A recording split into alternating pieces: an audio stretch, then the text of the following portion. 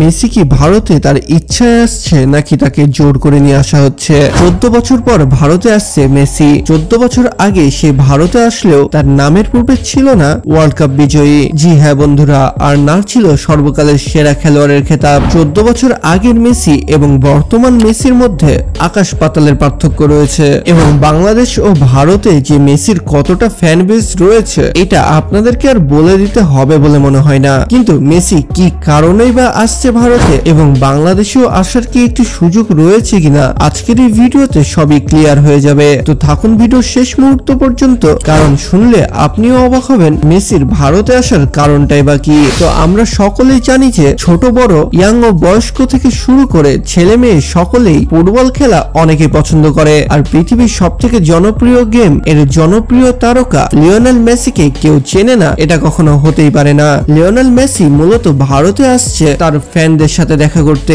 সে জানে যে বাংলাদেশ ভারত এশিয়া মহাদেশে এই দেশ দুইটি থেকে তার অনেক ভক্ত রয়েছে, যে কারণে সে সর্বপ্রথম কলকাতাতে যেয়ে তার ফ্যানদের সাথে দেখা করবে। হবে একটা বিশাল রোড শো এবং 13 ডিসেম্বরে সে কলকাতা যুব ক্রীড়াঙ্গনে যাবে। সেখানে অনুষ্ঠিত হবে একটি বিশেষ ফুটবল ম্যাচ এবং সেটা উপভোগ করার পরে ভারতের এনজিওর কিছু বাচ্চাদের সাথে সে সাক্ষাৎ করবে। এরপরে সে চলে যাবে একটি মিউজিক কনসার্টে। আর কলকাতার এই অনুষ্ঠান শুরু হবে সকাল 10:30 থেকে এবং কলকাতার এই অনুষ্ঠানে সৌরভ গাঙ্গুলি থেকে শুরু করে পশ্চিমবঙ্গের মুখ্যমন্ত্রী মমতা ব্যানার্জি সহ আরো অনেকেই। এছাড়াও সেখানে 7 এ সাইড একটি ফুটবল টুর্নামেন্ট অনুষ্ঠিত হবে। এরপরে 14 ডিসেম্বরে সে চলে যাবে মুম্বাইয়ে এবং মুম্বাইয়ে যাওয়ার পরে সে একটি ক্রিকেট ম্যাচে অংশগ্রহণ নিতে পারে, যেখানে তার সাথে দেখা হবে MS ধোনি, বিরাট কোহলিদের মতো তারকাদের সাথে। এরপরে বিকাল 5টার পরে হবে সাংস্কৃতিক অনুষ্ঠান এবং সেখানে সেলিব্রিটিদের মধ্যে থাকতে পারে শাহরুখ খান সহ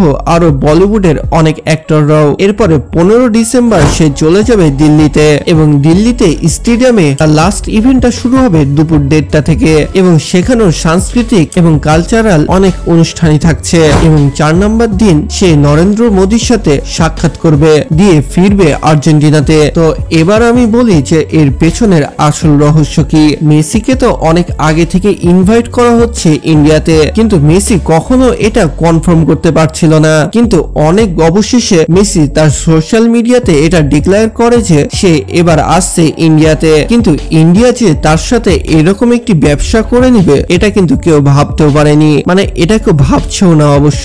জি হ্যাঁ বন্ধুরা, মেসিকে ঘিরে তারা এত টাকা ব্যবসা করবে তা আপনার আমার মতো মাথা কখনো ভাবতেও পারবে না। আপনি যতগুলো ইভেন্ট এবং যতগুলো কনসার্টের কথা শুনছেন সবগুলোরই টিকিট বিক্রি হওয়া শুরু হবে 8 অক্টোবর থেকে। মানে এই 3 দিনের সফরে তার অগন্তি ইভেন্ট গুলোর বিক্রি হবে খুব চড়া মূল্যে এবং মেসিকে ডেকে তারা যে কি ইনকামটা করবে তা আপনারা বুঝতেই পারছেন। বলিউডের একটি মুভি করে 1000 কোটি টাকা পার করা খুবই মুশকিল হয়ে পড়ে, সেখানে তাদের প্ল্যান 3 দিনে 1000 কোটি ক্রস করার। তো যাই হোক, বাংলাদেশের অনেক ফ্যানরা ভাবছে যে বাংলাদেশে সেই কেন আসছে না এবং অনেক ভুয়া চ্যানেলগুলোতে এই গুজব ছড়ানো হচ্ছে যে লিওনেল মেসি নাকি বাংলাদেশও আসবে, কিন্তু এটা কখনোই সম্ভব নয়। এটা কেউ ডিক্লেয়ারও করেনি আর এটা কনফার্মও হয়নি। তো বাংলাদেশে মেসির ফ্যানদের জন্য এটা আসলে দুঃসংবাদ। তবে ভারতের ফ্যানরা অবশ্যই মেসিকে দেখার একটি সুযোগ পেয়ে গেছে। তো এবার মেসির ফ্যানরা প্রায় 14 বছর পরে হয়তো তাকে একবার সামনাসামনি দেখার সুযোগ পাবে। তো ভারত থেকে আমার ভিডিও কে কে দেখছেন কমেন্ট বক্সে অবশ্যই জানান এবং কারা কারা মেসিকে দেখতে যেতে ইচ্ছুক, কারা তার ইভেন্টে